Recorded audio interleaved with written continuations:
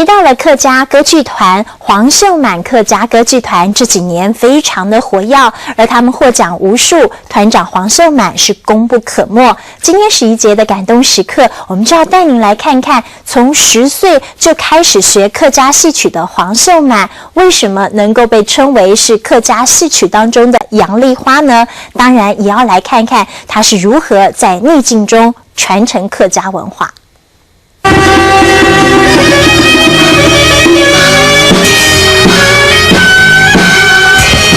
我们这南京20年有我哋特色小姐小满工团、演唱语言团团，我哋中原普渡港为全县的行动公开。黄秀满歌剧团在桃竹苗打响名号，不论是庙会还是谢神，各大节庆都能够看到他们的身影。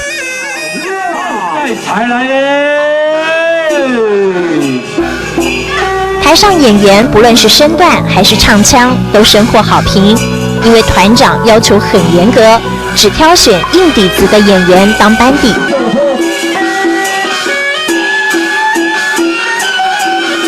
团长就是他，黄秀满。最近几年因为身体不适转战幕后，但一有演出一定盯场，要为品质挂保证。3月生啊，多了，多了一落咩？虽然淡出幕前，不过传承客家戏曲一样不遗余力，在桃园到处教唱，还有学生趁着老师带团的空档就来讨教。好，要都斜角翻身。斜角，你都斜角翻身，好呀，这样子，好。致力传承客家文化，桃李满天下。已经73岁的秀满阿姨，不论是小旦或是小生，各种角色统统难不倒她。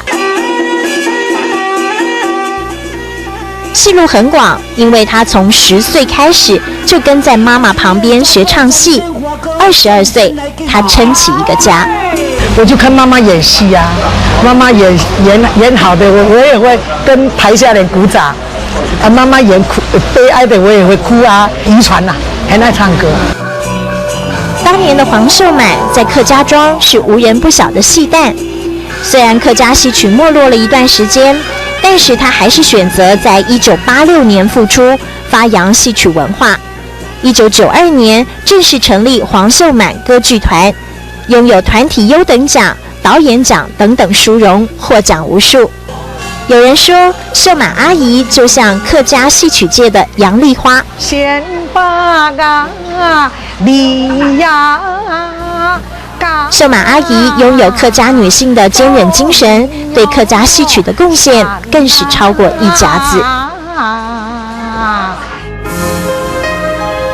10岁唱起客家大戏的热情，一甲子走访客庄巡演的功力，客家杨丽花魅力无法挡，小生花旦恣意挥洒，传承戏曲不遗余力。有秀满阿姨的舞台上，尽是感动时刻。